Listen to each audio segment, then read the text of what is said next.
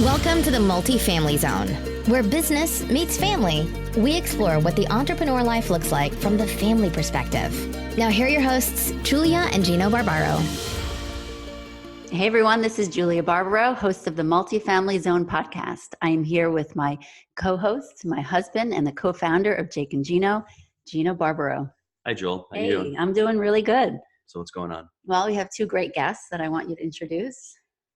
They are Ashley Wilson and Kyle Wilson. They're the co-founders and co-owners of Bar Down Investments and have almost 20 years of combined real estate experience. Wow. Specifically, they've been involved in over $30 million of multifamily properties consisting of over 450 units in Texas and Ohio. Ashley and her father, Tom, also have a very successful high-end flipping business in Pennsylvania. House to Look LLC, which handles several $1 million in transactions annually. Kyle is a licensed realtor in Pennsylvania and handles all transactions. When the Wilsons are not building their business, they enjoy spending time with their family, including their two daughters. Additionally, Ashley enjoys competing with her two horses. Guys, welcome to the show. Yeah, welcome. Great to have you on. Yeah. Thanks for having us. So before we got on, Kyle said that the family dynamic was Ashley's the boss. Can you expand on that a little bit?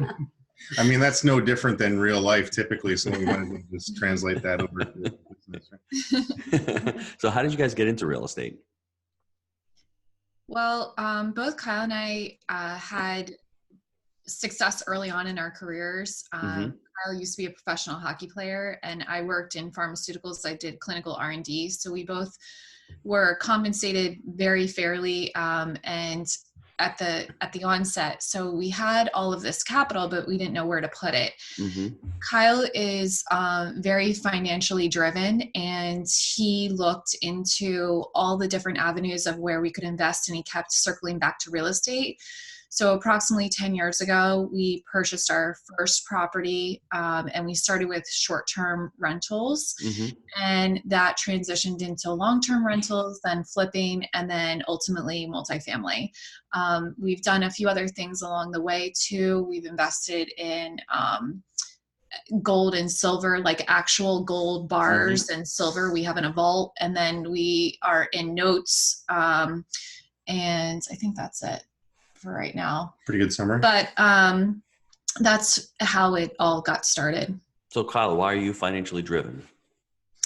I don't know. I think maybe it's a little bit more my upbringing, and I'm Canadian actually originally. I now live in the States, but we're more along the lines of being, frugal and a penny saved is a penny made versus now that when you get into real estate, it's a little bit more. You realize, the value of debt and using it that way, but that's not the way I was brought up. So I was always, trying to save money every avenue that we could. And I kind of became an obsession with me because I watched a lot of people make a lot of money in my profession and then kind of just lose it when they retired. So I became a little obsessed with what I was going to do with it. And that's how we ended up where we were. How long have you guys been married? We just celebrated our 10-year anniversary this summer. Congratulations. Great. That's awesome. So 10 years. So when did you retire from hockey? About 2 years, two and a half years ago now. Recently. Oh, that's exciting. So how was that experience? I mean, being a professional athlete, how long did you play for? And what was it like retiring and leaving something that you've done since you were probably 4 years old? Right. Yeah. So I played for about 11 years. And yeah, it's different because that's, kind of your identity. I've always been the hockey player and, from the time that you're 5, especially growing up in Canada. So, honestly, real estate helped a lot because by the end, when you're young and you're just, the money's just coming in and everything's fun and you're not really thinking about your future or anything. But then eventually you realize that it is just like anything else. It's a job. And, once you start having kids and a family and, I finished my career overseas, then it becomes a bit of an equation of, cost benefit ratios and what you're putting your family through and how much money you're making. And I'd say maybe when there was still 4 years left in my career, that's when Ashley was taking real estate on full time. And that ability to transition from being a professional hockey player to not just have to stop and then figure out what you're going to do with the rest of your life, to have that easy transition into real estate and be able to just hit the ground running. It made it a lot easier for me. Whose idea was it to work together? I would say I was the one who pushed real estate, but then she kind of took over, and she ended up being extremely good at it. So it being my idea, like, this is what I'm going to do, and then her kind of taking it over, I guess it was just natural that we both did it. And Ashley, what do you like about real estate? When I grew up, a lot of people talked about what they wanted to be when they got older, and they would say, oh, I want to be a doctor or a vet or something like that. And I never had something that I knew that I wanted to be, except my parents were very supportive, and my dad was self-employed and still is self-employed. And my mom worked for a small business, which allowed both of them to be supportive of my brother and myself. So that means that they attended every sporting event, every recital. They were just always there for me. So when I was growing up, I always knew that whatever I did, I wanted to be there for my family. I wanted to live life on my own terms. I did not want to be tied to a job that didn't allow me the flexibility. So the thing I like about, real estate excites me in one sense, but really what drives me in real estate is the life that it allows me to live. Mm-hmm. And if I wanted to go to, the beach after this podcast and take the kids out of school, I could just do it. Mm-hmm. I don't have to answer to anyone. I've always been an entrepreneur. And I've always been, just very self-motivated. So in terms of my own strengths, it lent itself very well. It was very complimentary for me to, get into real estate. Mm-hmm. That, you made a good point that your parents were very supportive of whatever that you wanted to do growing up. How do you pass that along, both of you? How do you pass that along to your children? How old are your girls? 2 and 4. They're little. Okay. So how can you learn from that? Because I hear that a lot from people, especially from this guy right here, where the parents can really play a huge role in supporting, but also in not supporting. And that is, I hear that many, many times, that it's just a huge challenge for people to leave their job that they hate, because their parents aren't going to support that. So what advice would you give, even to yourself with your children, but even those out there who are raising children and, trying to kind of control what they think that is best for their children? Because it sounds like that you had the opposite of that. I think people have different experiences, but it can lead to the same path. If you look at my upbringing versus Kyle's upbringing, they're completely different, but at the end of the day, we're pretty much the same person. In fact, a lot of people joke around about that we're shockingly so similar. We finish each other's sentences, and obviously we work together, so that helps to know someone really well, besides them just being your spouse. But I think that when I look at, for example, we have another friend in real estate, and he was able to quit his 9-to-5 after 4 years of being in real estate. And his goal was to, his identifier when he could make the transition was doubling whatever he was making in his 9-to-5. So when he had enough passive income that it doubled his current W-2, he could exit. And that life has led him, because we've had similar conversations where we talk about how we're able to support our family and leave at any drop, a drop of a hat. So I think that you can achieve it through a lot of different means. There's no one size fits all approach. And Kyle's parents were both teachers. So they didn't have the flexibility during the school year to leave in the middle of the day. Teachers don't have that, unfortunately. They always have to be in the classroom. In the summers, obviously, that's the give and take of that. But I think Kyle's parents are extremely supportive. I mean, if you look at the fact that not only was Kyle a professional athlete, but his sister is beyond accomplished in her own right too. She's a world junior figure skating champion. I could go on and on about her too. So they were able to provide support too. And they, divided and conquered. And I think that is a way you can do it. I just feel like there's a lot of different paths you can take. I mean, I guess the difference in where we are today, especially when you look at the amount of student loan debt and everybody's going out and getting these degrees and they're not worth as much as that they used to. So I guess, the approach that we're taking with our children is that we're going to let them explore every option. We're going to let, make them push the entrepreneur side of it as well. There's always the traditional, okay, we can go to school, we can get a job, we can move up into our job, we can pay into our retirement and do that. But we're going to make sure that we're showing them the other side of it too. And like when people say we're saving for their education, we're kind of going a different route where we're going to hire our kids as employees of our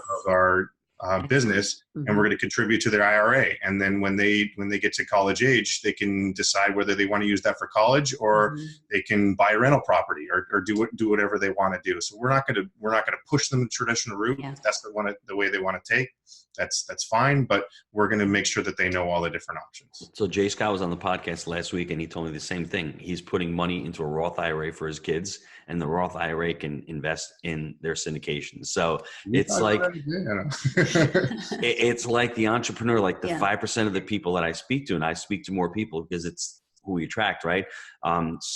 Teachers don't have that kind of mindset where they're going to think entrepreneurially or they have those kinds of goals. It's just when you start talking to people around, they start doing the same things, which is really, I think it's really amazing. Yeah. And I think that's so important what you just said though, because it's kind of like the way of life almost, since he's been doing real estate fully and, leaving the restaurant, the kids see that and they're learning from it. So it's almost like you don't have to sit down with a course and say, this is what we're doing. It's just your whole lifestyle. Your whole example is teaching them from the youngest of age.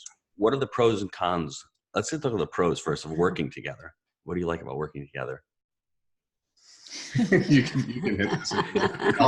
I'm better at the cons. Dude, you're going to hit it too, dude. You're both going to hit it. So I like working together because even though we are so similar, we have different skill sets, and it's great to work with someone where you don't question their motivation. You have the same intrinsic motivation and values and trust. There's a lot of characteristics of working together with your spouse that you will never be able to achieve with anyone else. I mean, I can achieve it with my father, on the other business we have.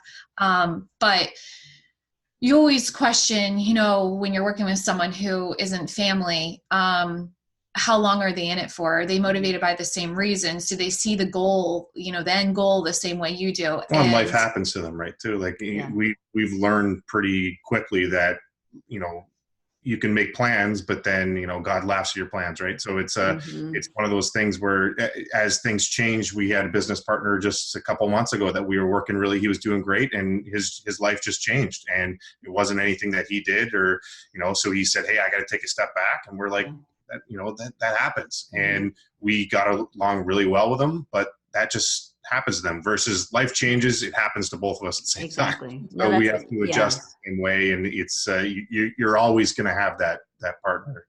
Yeah, no, that's that. You made the best point. I haven't heard that from anybody. What you said made a lot of sense. What did they say? Yeah. Expand on it. About having that trust between the two of you, have the same lifestyle, the same values, all of that you have with your spouse that you wouldn't normally have. So they only gave one pro. So I think Kyle's got like 15 cons over the week. I got to count it. I mean, the major con is that it ends up your life revolves too much around business, and everyone says that. And then the times that are tough, you find that when you get in arguments and disagreements, it's always about business. And you don't, see, sometimes you're like, oh, if we weren't working together, we would never fight, which I know is not true, but you go through times where you're like, okay, whenever we're having tough times, it's because something's happening with the business. So that's, it's also too, I think that there are things that you will do for someone because they're your spouse that you wouldn't do for other people. But on the flip side of that, there are things that you won't do because it's your spouse, like, I'll just give a recent example. Oh, I can't wait for this. I can. Let's go. I want to hear this one. So Kyle does all of our underwriting, our initial stages of underwriting, and I do the final review. And I run asset and construction management on all of our multifamily. So that's kind of the dynamic. And I also am more of an extrovert and he's more of an introvert. So I interface with the brokers and Kyle's kind of behind the scenes. So with respect to interfacing with the brokers and my responsibility, I basically am generating leads and then handing it over to Kyle, who does the underwriting. One of those leads was a deal that, it's a long story, but long story short is Kyle did not want to move forward on this deal. And I kept saying, no, there's this part of it. There's this component. There's this component. I really think this is worth a second look. And we were in an argument over. No, I just love that you're telling the one time. There's always two sides, right? No, the one time, yes. I mean, we've done it on both sides. Yeah. So I'm just giving it because it's the most recent one that's happened. I mean, there have been plenty of times where I've also been at fault, but this is a deal now that we're in the process of writing up an offer, and it's just, it never would have happened unless I had like really pushed for it.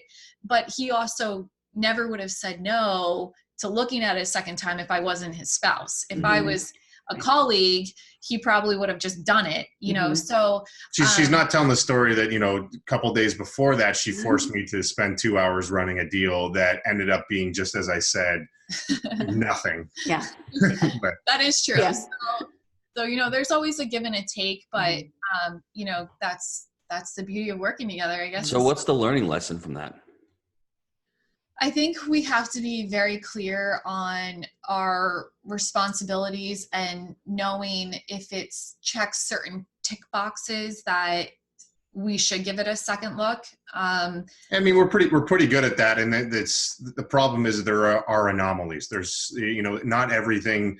The whole reason that everyone just doesn't use Fannie and Freddie loans is because they fit in a certain box, and you need those other options for things that don't just fit in the box. And the one she's talking about, it didn't fit in the box. So like, I run all the numbers, and I'm the math guy, so I plug it in, and the numbers don't add up, that it doesn't look right. And then there's these outside factors which she's seeing, and she's talking to the broker, and she's talking to the property management company, and she's like, look, like there's other things, we can tweak this a little bit. So you can make as many systems as you want, but at the end of the day, most times when it's something that's a really good deal in real estate, it's not just because at first glance all of the numbers turned out amazing. It's because of some outside factor, and that's what she finds. So you just need a lot of practice. And it's funny, when you start analyzing a business or start analyzing someone's relationship, it's so much easier than to analyze your own, right? So for me, basically, when I'm hearing from you guys is same with me. When my wife criticizes me or says something, she's not doing it bad, but my ego gets in the way. And I'm like, so why are you criticizing me? Why are you making me look at that deal again? It's like your ego jumps in. And if you can become really aware of that and pull yourself out, and as you get older, you get a lot better. Because a few years ago, I was like, really, again? So that just takes practice. And it's just, that'll happen with an employee or a partner. It's different with the spouse, because you do take it more personal. But in the same sense, you also know that your spouse wants the best for you always. Yes. And will never, you hope, right? So that's important to know. Eventually, eventually. That's right. So when the criticism comes, it's for the best. I want you to do better. I want you to, See, this is therapeutic for us because it's the same thing, right? I mean, and sometimes you get so wrapped up in what you're doing, and she's more helps me out with the education. And then, our partners do the property management and all that, and they all really blend together. So they're all sort of like interconnected. So it's a little bit harder for us because there's so many different responsibilities. Well, I think too, as the spouse, we're less cautious how we say things, right? So if you're working with someone, you're working with Jake, or, you're working with another business partner, you're more cautious on the words you use, how you use them. And unfortunately in a marriage, you just kind of just say it. And it sometimes hurts what you say. And it does. It does. And you expect more out of your spouse than right. But the other thing is too, is what they're capable of, right? So the two of you know what each other is capable of, and you want the best.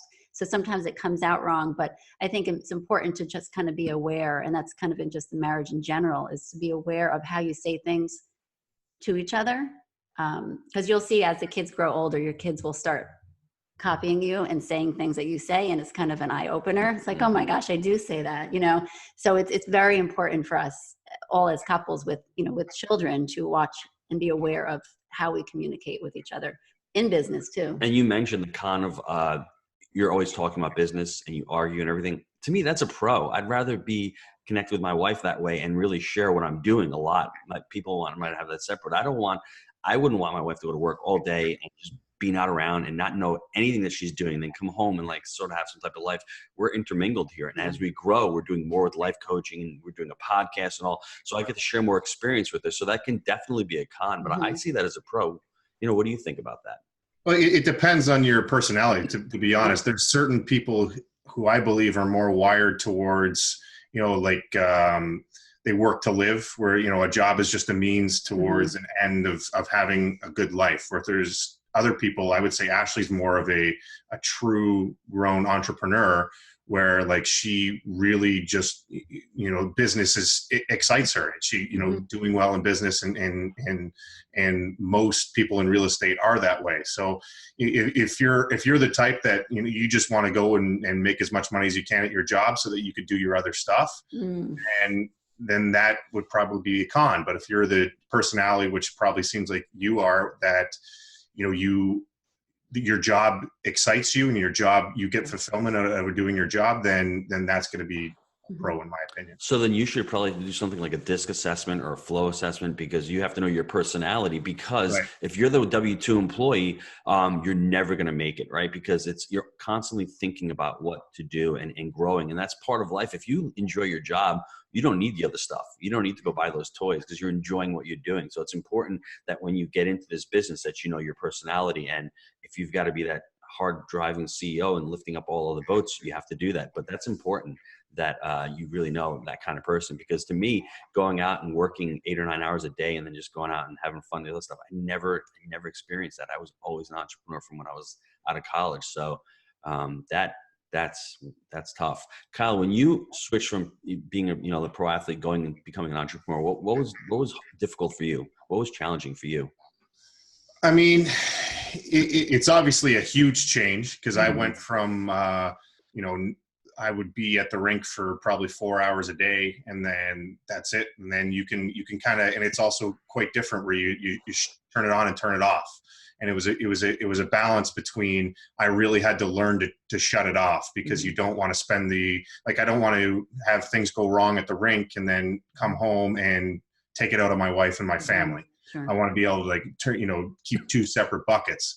And so to kind of shift from that into real estate, where it's, especially working with my spouse, and like it's every minute of every day, like you never know when you're getting an email, you never know when something's going to pop up, you never know where you're going to have to drop everything. I would say it was a pretty big shift for me, but obviously Ashley had already been doing it for a while. So I've accepted a role in the sense where I kind of follow her lead a lot. And I'd like to say, like, I'm kind of a glorified stay-at-home husband, where I'd kind of just do math and I look pretty. Hey, at least you look pretty. You know what I'm saying? So, thank you. Where, she does a lot of the heavy lifting, where she's in the trenches day to day doing all that stuff. So it allows me a little bit more flexibility, where like I could do math at 9 o'clock at night if I have to, put the kids to bed, and then I can run an analysis on something. And so it allows me a little bit more flexibility, versus she has to kind of be a more traditional job. So it's, obviously being flying all over the place and being a hockey player, it's going to be a shift to any profession that you go into. But, Ashley helped me out a lot with making the transition. I wanted to ask you, how do you, like, because you're working together now full time, how do you switch off the business? And it's an effort, of course, but how do you actually make sure that happens, where you actually have just the two of you time, or the family time? How can you do that? I'll take this. Kyle's parents are both retired, and they live in Canada. So when they come down, they come for blocks of a time. And I am so grateful for them, because they allow us to just leave. Like, so I'm not kidding, literally. So they come down and they're like, we're going to be here this day and we're leaving this day. Even if we don't leave, we don't get the kids up. We don't put them to bed. They take care of the kids the whole time they're here. And the same thing when we go to Canada. So they allow us to have breaks probably every other month. They come down. And then my parents on Saturdays, they take the kids in the morning for almost a little bit more than a half a day. So once a week, we got that break too, where we just kind of either use it to catch up on work or we do something else to, like just the two of us. But Kyle is really good. I should back up. There's another person, do you know Grace and Tarl? They're out of Seattle, I think. Seattle, they own fixated real estate. Anyway, they're huge into Bigger Pockets, and they're on Bigger Pockets a lot. Tarl does a lot of speaking. You should definitely have them on your show because they're incredible people.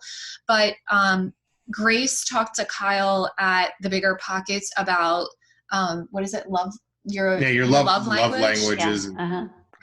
So we did My husband loves that topic. If you want to go there. Me So kid, man. She emotional. So I know exactly. Yes. Well, it's funny because we did this whole analysis and what we thought each other were, we weren't. And it was really interesting to kind of figure that all out. And what was cool about it was the fact that we learned what really motivates us. And once we realized that, it's been a little bit of a cheeky joke for us, but at the same time, like when we speak each other's love language, it actually makes a huge, has a huge impact on us. Definitely. So I think Kyle is really good at, he's all about time that we spend together. That's for him. And for me, mine's acts of service, which is interesting because he is kind of like, how he said earlier, like the glorified husband, but I love when he does stuff like that, like I love when or the glorified, house husband. But when he does stuff like that or does stuff in business, I really am excited by that. And he does a lot of our like, okay, we're having a date night this night. Like he's really into that.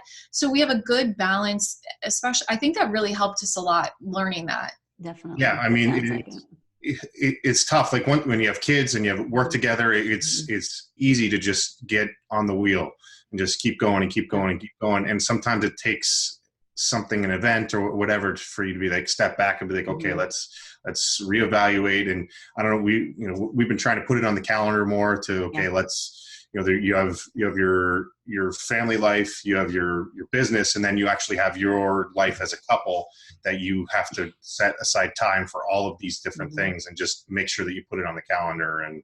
And if you can figure out what actually makes your partner tick, and that helps too. It definitely does. Definitely. Mine is We're going to talk about it after this podcast. I have to buy her gifts. That's mine. It took me 18 years to learn that one.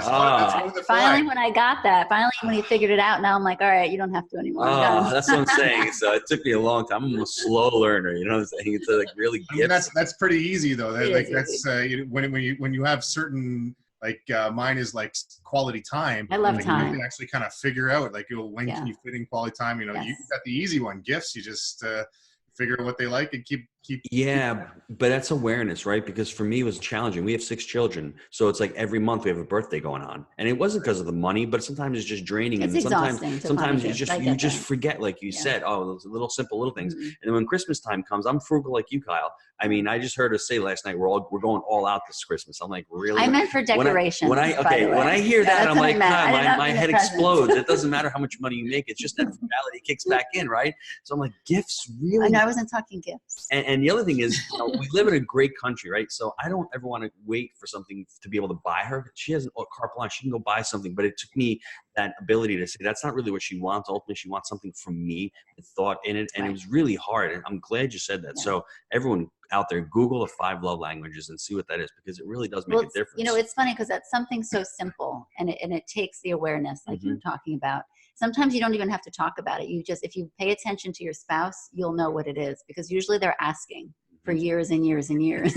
You just don't pay attention. And years and years and years. You know, well, it makes it easier too, because like I'll go and like when I'm doing the dishes after, I could say in the back of my head, hey, like this is an act of love. Yes. I like that. The dishes part. Let's take a quick break to hear from our sponsors. Hello, everybody. Jake and Gino here, and it's that time of year again. Rand Cares is looking to feed 20,000 hungry children this fall, and we can do it with your help. Our mission is to improve the lives of others by creating communities that allow people to become the best versions of themselves. Rand Cares was created to help further this mission. Please visit our Jake and Gino Facebook page and click the Rand Cares link pinned to the top of the page to donate and help fulfill our mission by feeding 20,000 hungry kids this fall. Thank you for partnering with our family of companies to make a huge impact in our community.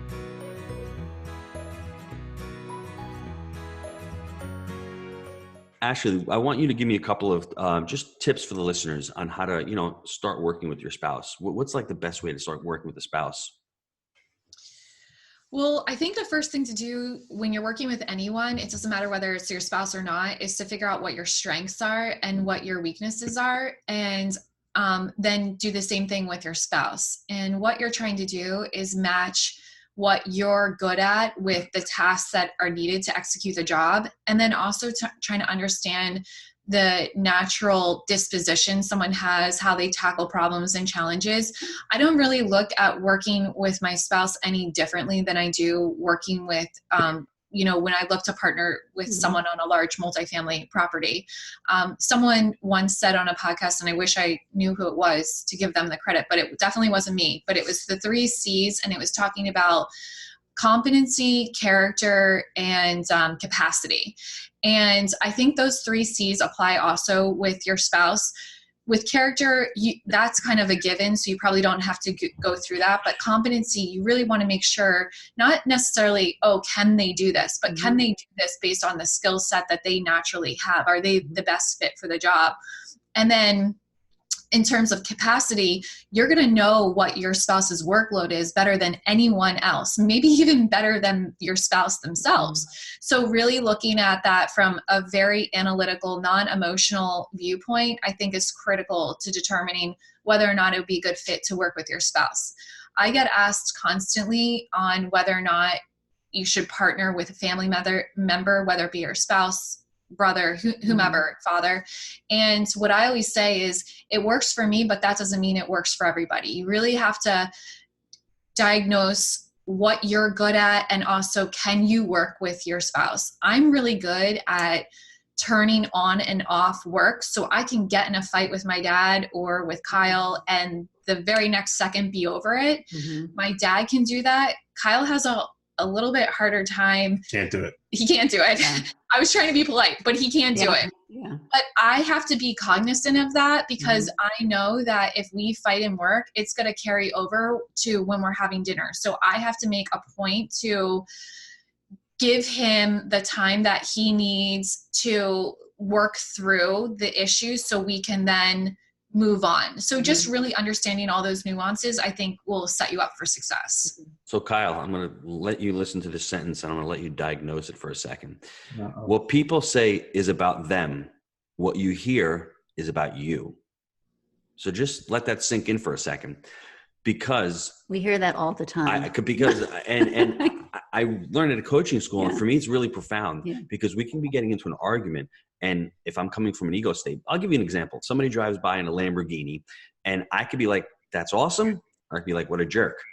It's coming from my perspective. That guy didn't do anything, that person that has that car. It's what, and so when she's getting into an argument with you, she could be correct. It's just the way you're taking it or having it come in. I don't know if I'm explaining myself really well. No, I got you. I could be saying to you, what's up with your shirt? And you could be saying, I love the shirt. I mean, it depends how you're taking my message. And it also depends, how I'm delivering message, like, what I'm saying also. So I think if you can step yourself out of that and say, she might be right, what she's saying, and she may be wrong. And and just letting go. And that takes time. It takes a lot It's the of work. awareness too, is, when someone does criticize you, you could take it as an insult, or you can be like, you know what? Yeah, I have to get better at that. And it takes practice, and it takes humility, I guess, right? Yes. Just to say, you know what? Yes, I am like that. I need to work on that. And that's something that I'm okay with. I can do that now. Maybe I couldn't before. I want to hear some of Kyle's tips on working with the spouse. Yeah, it was. It's interesting that you focused on me there on when who's going to be right versus who's going to be wrong. The one who's typically right. Well, I just heard one side of the story. I just heard one side of the story, and it's easy to diagnose. So, excuse me, you're the one who said you can't get over it. She said that she can let it go. So obviously, she has no problems with you yelling at her, and then she'll just let it go. You're the one who holds on to it. I mean, it's like her family. I still swear her family's an anomaly, because we do work together too. You mentioned before that I have my real estate license. So like when we do like single family homes, sometimes we're all working in together, and they will literally be screaming at each other, and I'll be sitting in the corner going like, what's going on? And then once they come to a solution, they'll be like, okay, great. All right. Love you. Lunch. What are we doing? And I'm like, just that you guys were literally just flinging insults, throwing knives at each other. Yeah. And it's completely over like that. Like I can't do that. I got to go stew, and I got to go sit in the corner for a little bit and figure it out. So they do better than we do because of my personality on that. And it's a little bit tougher too, because she's more positive and I'm more negative. So like she's the entrepreneur, she's the idea generator. So she gets mad at me a lot of times because she generates these ideas, and I just tell her the reasons that they won't work. So that's called being a lawyer, by the way, just to let you know. Yeah, I miss my calling, I guess. But that in the end though, like you have to kind of trust the process on it, in that if you're Ashley knows all the studies and all this stuff, but if you have people who have, different personalities and different ideas, they're the ones who come up with the best solutions versus to people who have similar ideas and similar personalities. They'll come to quick solutions, but they won't necessarily be the best ones. So, it's tough when you're in the trenches trying to step back and be like, this is a good process, but in the end it works out being a good process. But what's really cool about it is that they communicate, at least, right? They might be throwing knives, they might be yelling and arguing, but most people don't communicate, and the lack of communication will kill any business. I'm not saying that that's the right or wrong communication. You kind of hold the grudge, you know what I mean? But that kind of communication works because they actually flesh things out, and they're not coming from a place of hate. My mom always used to tell me growing up that she would spank me, but she came from a place of love. So to me, it's like, okay, you're spanking me, but you love me afterwards. It's like getting over with it. And it's like for every day for the first 14 years of your life, it's like, really? You still love me? So it's that disconnect. But I mean, that worked for her. And I knew she came from a place of love. And I'm assuming that, Ashley and her dad really love each other, really work well. That yelling is also a mindset. Part of it. It's also a mindset. You're having the argument. Okay. You get it out. You respect each other. You have trust with each other. You know what I mean? That respect really makes a difference. So when you're done with the conversation, it's like, okay, now what? And Kyle, for the record, I probably wouldn't be able to do that either. So I'd probably be on your side. I'm actually more, I'm more like Ashley. Like, what just happened? Yeah. That would be me. So I say that's how my brother and I are, my mom. We're more on that side where we could have a screaming fight and then say, what time are you coming over? You know what I mean? And I like that but the thing is that you guys, the two of you, can learn from that. Do you want that? Do you want to learn from that? I mean, I'm good. That's a no. So honest. That's a hard no. I mean, I don't think, I think it's partially a personality trait. So I'm more along the lines of, there's certain things, it's the same as in business, right? If there's things you're not good at, like outsource those things. Like, instead of trying to become really good at something that you're never going to excel in, just let people be good at what they're going to be, and you be good at what you're going to be at. And that's kind of, my philosophy in life as well. What kind of projects are you guys excited about going forward? We're focused a lot on large multifamily right now. We've tailored back a little bit on the single family. We specialize in high-end single family. So just where we are in the market cycle, we decided to scale where we back think a bit. we are. Where we think we are, Who I knows? should say. So we're still doing it, but not as hot and heavy as we were before. And just definitely shifted more to it's difficult in this stage in where we are, where everything seems to be at a peak, to be super excited about anything, because you get excited, but then you kind of have to curtail that excitement a little bit because you don't want to get too hot into anything at once. And that's kind of we see large multifamily as a better avenue in this stage in the market cycle than flipping high-end homes. Like, we don't want to be holding $4 million homes if there's all of a sudden a slowdown and we can't offload them. So it's that's why we're pushing into large multifamily, but that's super hot too. It's just it's tough to find those large multifamily deals. So it's difficult to say you're excited about anything. We get excited about the prospect of finding deals, but it's a much tougher grind than it was a few years ago. It's funny though. Every part of the market cycle, there's something different. Years ago, the deals were there, but I don't think the money was there like it is now. Now the money's there, but the deals aren't there. So you need to underwrite more deals. So, and as far as the market cycle, you're probably right. We're probably getting close to a top, and you're probably going to see some kind of movement. You're just trying to limit your downside risk and diversifying into different asset classes. I think is a great idea. I think everyone should definitely do that. How can the listeners get a hold of you guys? So you can find more information about us at badashinvestor.com, and that links to all of our companies and our social media platforms. Wow. And any final parting words for the listeners? I mean, I assume most listeners are going to be coming from a place where they're working with a spouse or working with somebody close to them, and just reiterating the fact that it produces good results, great results. But at the same time, you have to trust the process, because you're going to have your ups, you're going to have your downs. But in the end, I think it's worth it. Mm. And Ashley? Ditto.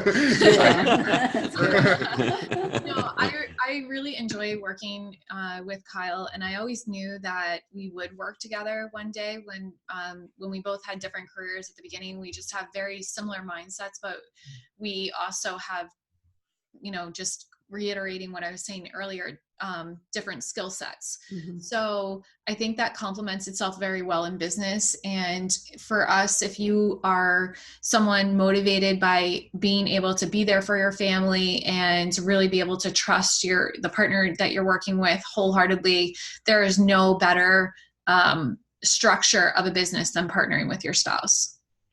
I agree. Yeah, that was excellent. I want to thank you guys for being on, and everybody check out their website and their social media platform. And if you have any questions, just reach out to them, because it's an amazing story.